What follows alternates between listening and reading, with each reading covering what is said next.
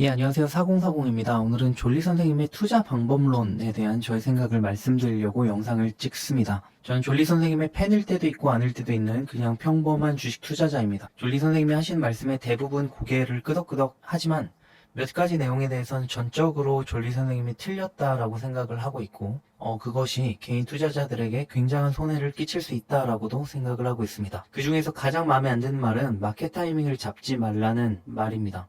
마켓 타이밍을 잡지 말라고 하면서 장기적으로 상승할 수 있는 종목들을 잘 골라서 월급이 들어올 때마다 저축하듯이 사 모아라 이런 얘기를 합니다. 마켓 타이밍을 잡지 말라고 합니다. 꾸준히 자산을 사 모아라 이런 얘기죠. 졸리 선생님께서는 이런 식의 논리를 펴면서 굉장히 주식 장기 투자가 심플한 것처럼 말씀을 하시는데 대중에게 저축보다는 주식 투자를 하는 것을 권고를 하는데요. 되게 심플하게 돈을 아껴라. 좋은 회사를 골라라. 거기다가 계속 아낀 돈을 넣어라. 이러니까 굉장히 심플해 보이고 하죠. 근데 여기다가 활용점정, 삼성전자 같은 예시를 하나 딱 던집니다. 굉장히 완벽해 보이잖아요. 아낀 돈으로 삼성전자 같은 회사를 골라서 거기다가 계속 아낀 돈을 넣어라. 이러니까 부자가 되어 있더라. 근데 왜 삼성전자일까요?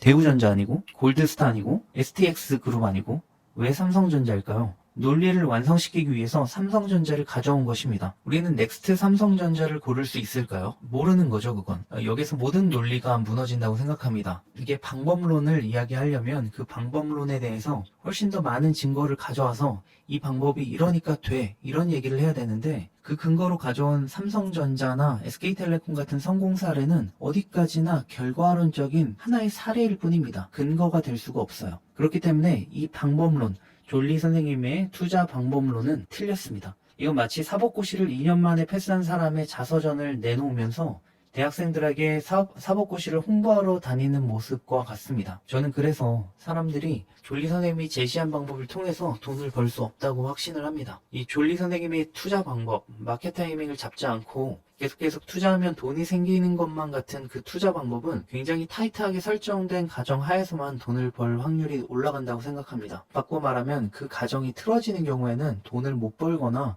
돈을 잃을 확률도 굉장히 높다라는 것입니다. 문제는 그 가정이 현실적이지 않기 때문에 그 가정이 틀어질 확률이 높다라는 것이죠. 그래서 저는 그 개인 투자자들이 졸리 선생님의 말을 믿고 따라하다 보면 결국에는 손실을 입을 것이라고 생각을 합니다. 자, 지금부터 그 가정들이 무엇이고 그 가정들이 왜 현실적이지 않은지를 말씀을 드려보도록 하겠습니다. 첫 번째 가정은 종목이 소수여야 한다는 것입니다.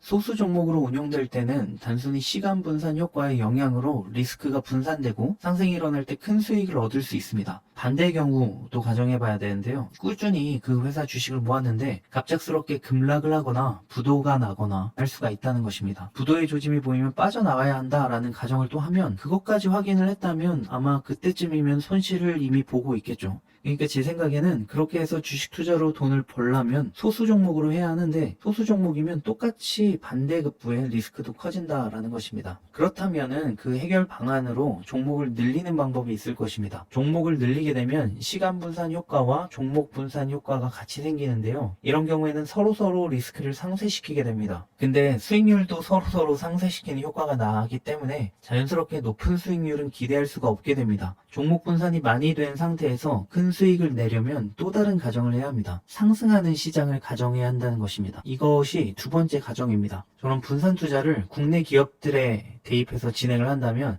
여태까지는 큰 돈을 못 벌었을 것입니다. 코스피 지수는 20년 동안 거의 또이또이 합니다. 맨날 박스권입니다. 물론 그 와중에 삼성전자 같은 종목 갖고 와서 봐라 이렇게 많이 올랐잖아 할 말이 없어지지만 그건 삼성전자 얘기고 우리가 지금 고른 넥스트 삼성전자는 미래 시점에서 봤을 때 삼성전자가 아니고 현재 상장 폐지되어서 안 보이거나 파산해서 팔려간 기업일 수도 있다는 것입니다. 이걸 어떻게 알겠습니까? 이런 회사들이 몇 개 섞여 있다 보면 포트폴리오 수익률은 급감하게 되어 있습니다. 하지만 미국 시장을 가정하면 이야기가 조금 달라질 수도 있습니다. 미국은 근 10년 동안 굉장한 강세장 을 보였고요. 그 시기를 특정해서 이야기를 한다면 엔간한 거 골라서 이 졸리 선생님 말대로 투자를 했으면 큰 수익을 냈을 수도 있습니다. 몇 개가 상장 폐지가 되더라도 남은 몇 개가 그 손해를 메꾸고도 남는 상황입니다. 하지만 2000년도 다우지수가 1만 포인트이고 2010년도에 다우지수가 1만 포인트였다는 걸 상기해보면 미국 지수도 박스권에서 횡보하고 떨어지고 하는 경우가 많다는 것입니다.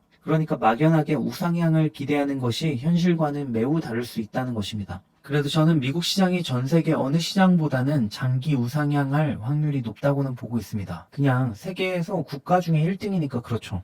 졸리 선생님은 앞으로 지수가 어찌 될지 예측하지 말라고 했는데 그 말씀에 대해서는 저도 동의를 합니다. 그렇기 때문에 당연히 장기 우상향이라는 것도 가정에서 빼야 할 이유가 있습니다. 어떻게 될지 모릅니다. 과거의 기록과 현재 상황을 바탕으로 미래를 설계한다면 졸리 선생님 스타일의 투자는 국내에서는 딱히 답이 없었을 것 같습니다. 삼성전자나 SK텔레콤 이야기를 자꾸 하시는데 그건 극단적인 하나의 사례일 뿐이고 졸리 선생님이 미국에서 운용하던 그 코리아 펀드의 전체 수익률을 들고 사람들에게 홍보를 해야 하는데 그게 아니라 삼성전자나 SK텔레콤 같은 얘기를 계속한다 이거죠. 그 펀드 수익률을 우리가 보지 못한다면 졸리 선생님이 한국 시장에서 큰 돈을 벌었다는 증거가 아예 없죠. 2014년부터 메리츠에서 그 운용하시던 메리츠 코리아 펀드는 올해 2월 펀드에서 졸리 선생님이 손을 떼셨고요. 결과적으로는 벤치마크를 훨씬 뛰어넘는 수익률을 보지 못했습니다. 맨날 얘기하기로는 삼성전자 100배, SK텔레콤 200배 이런 얘기를 하지만 사실상 펀드 수익률이 더 중요하거든요.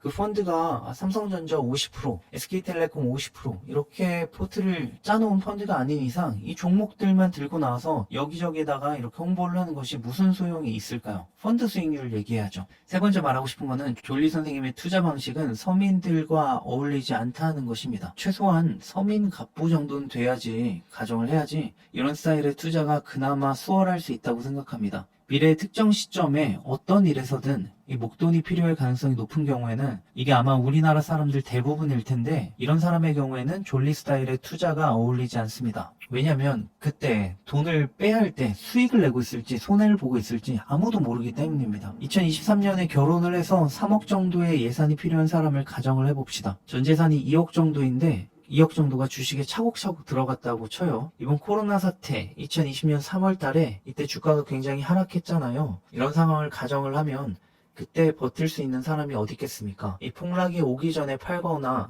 폭락이 오고 팔거나 폭락이 그치고 상승을 조금 했을 때 팔거나 이런 사람들의 비율이 굉장히 높겠죠. 지금처럼 상승이 끝나고 나서야 이제 그때 다 버텨서 지금 수익 잘 내고 있겠지 이렇게 말할 수도 있겠지만 그건 현실과는 거리가 멀죠. 앞으로 목돈을 사용할 계획이 있는 사람의 입장에서는 못 버티는 사람이 반이 넘게 나온다라는 것입니다. 뭐 반이 넘게는 근거가 없는 얘기지만 꽤 많이 나올 것입니다.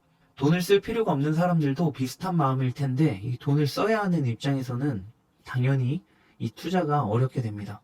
장기 투자가 그렇게 어렵습니다. 이렇게 긴 장기 투자를 가정했을 때는 누구나 이런 일이 발생할 가능성이 있습니다. 계획된 목돈이 들어갈 가능성이 있다는 거죠.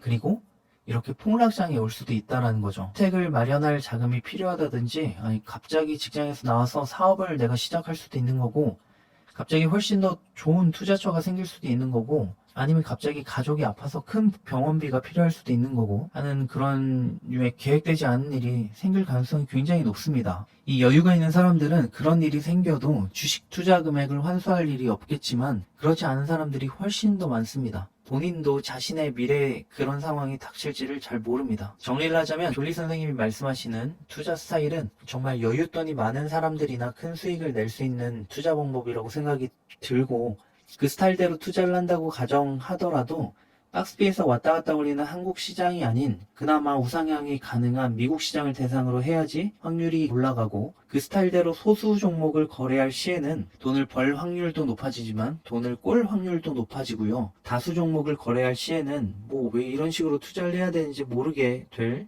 가능성이 있습니다. 다시 여기서 그 다수 종목을 거래한다. 이 분산 투자를 가정하면 본인이 운용하는 것보다 펀드에 맡기거나 ETF를 사는 것이 좋다는 결론이 나오기도 합니다. 졸리 선생님은 그래서 어떤 영상에서는 결국 펀드에 맡기라고 말을 해요. 신경을 많이 쓰고 싶지 않은 사람 펀드에 맡겨라. 근데 그러면 어떤 문제가 생기냐면 저는 그 어떤 펀드 매니저에 맡기는 것보다 워렌 버핏의 버크셔 해스웨이에 간접적으로 맡기는 거, 그러니까 버크셔의 주식을 사는 게 가장 낫다는 결론에 이르게 되는데요. 그 이유는 아직까지 장기 투자를 기준으로 버크셔 해서웨이보다 높은 수익을 낸 펀드가 없기 때문입니다. 근데 아이러니하게도 버크셔 해서웨이는 마켓 타이밍을 매우 잘 살피면서 투자를 하죠. 거품일 때 비싼 값에 절대 사지 않습니다. 자, 이렇게 되면 여기에서 모순이 생깁니다. 졸리 선생님의 투자 스타일대로 투자를 하면 거기에서 리스크를 줄이려고 하면 그 끝은 결국에는 펀드입니다. 근데 아이러니하게도 펀드 중에 제일 좋은 거는 버크셔 해서웨이 주식입니다. 마켓 타이밍을 잡지 말라고 말을 했는데 아이러니하게도 그 말을 가장 이상적으로 실현시키기 위해서는 마켓 타이밍 각을 오지게 보는 워렌 버핏과 마주하게 된다는 것입니다. 굉장히 역설적이죠? 제 생각에는 졸리 선생님이 제시하는 투자 방법은 완전하지 않고요. 거기서 제시하는 삼성전자라는 예시는 잘못된 예시입니다. 그걸 빼고 그 논리를 더 완성시켜 와야 됩니다. 그래서 졸리 선생님의 말씀은 잘못되었습니다. 제가 말한 게 너무 많은데 그걸 한 장에 정리해서 보여드리겠습니다. 이상 4040이었습니다. 감사합니다.